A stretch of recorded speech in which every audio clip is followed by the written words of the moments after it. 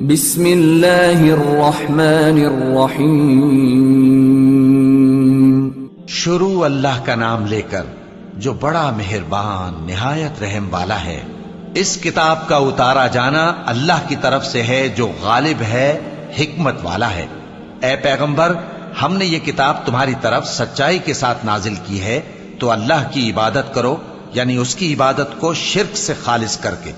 دیکھو، خالص عبادت اللہ ہی کے لیے زیبا ہے، اور جن لوگوں نے اس کے سوا اور دوست بنائے ہیں وہ کہتے ہیں کہ ہم ان کو اس لیے پوجتے ہیں کہ وہ ہم کو اللہ کا مقرب بنا دیں۔ تو جن باتوں میں یہ اختلاف کرتے ہیں اللہ ان میں ان کا فیصلہ کر دے گا۔